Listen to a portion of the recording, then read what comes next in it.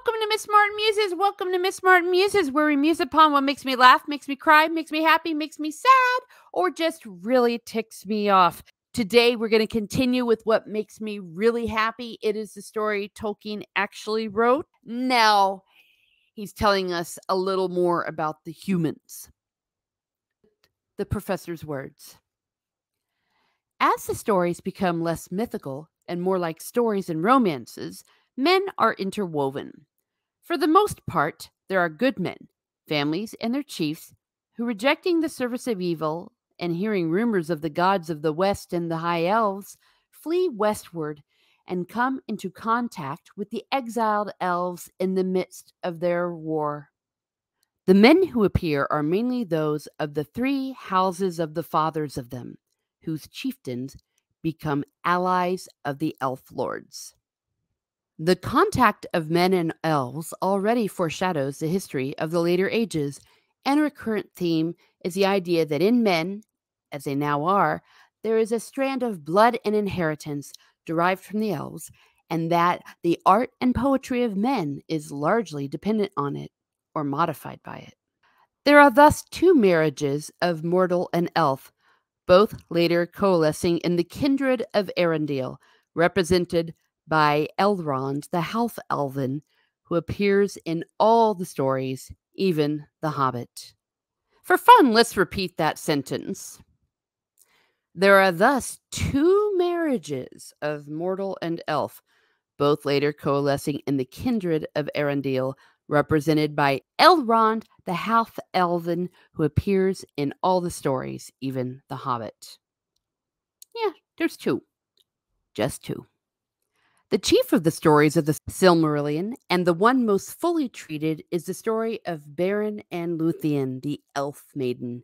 Here we meet, among other things, the first example of the motive, to become dominant in hobbits, that the great policies of world history, the wheels of the world, are often turned not by the lords and governors, even gods, but by the seemingly unknown and weak, owing to the secret life in creation and the plan unknowable to all wisdom but one that resides in the intrusions of the children of God into the drama. It is Beren, the outlawed mortal, who succeeds, with the help of Luthien, a mere maiden, even if an elf of royalty, where all the armies and warriors have failed. He penetrates the stronghold of the enemy and wrests one of the Silmarilli from the Iron Crown. Thus he wins the hand of Luthien, and the first marriage of mortal and immortal is achieved. As such, the story is, I think, a beautiful and powerful, heroic fairy romance, receivable in itself with only a very general, vague knowledge of the background. But it is also a fundamental link in the cycle, deprived of its full significance out of its place therein.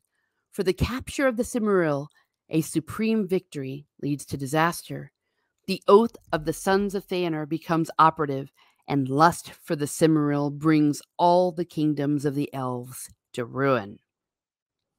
There are other stories almost equally full in treatment, and equally independent and yet linked to the general history.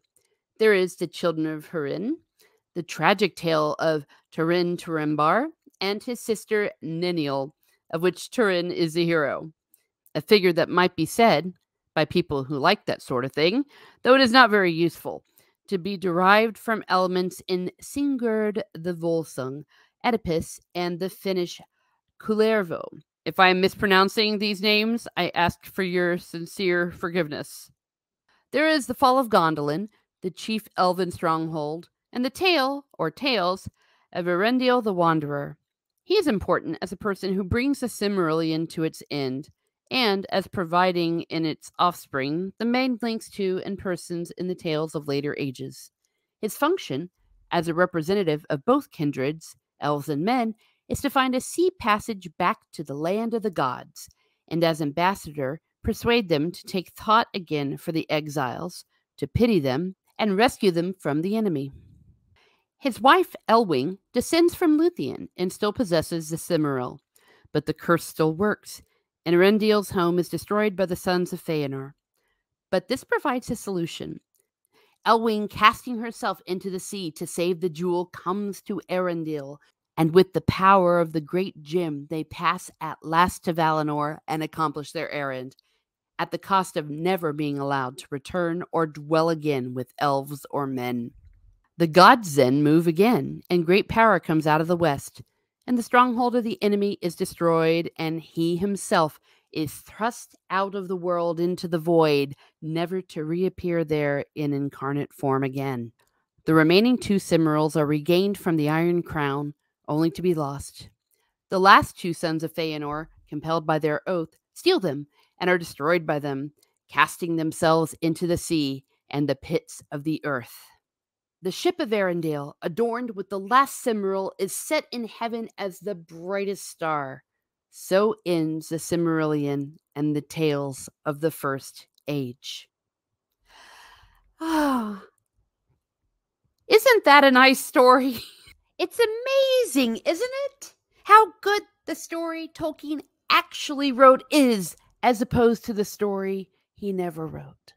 Tell me what you think. Tell me what you think about the First Age. And of course, anything you would like to add about those geniuses from the Rings of Power. Have a great day, everyone. Have a great day, and be certain to read the Silmarillion.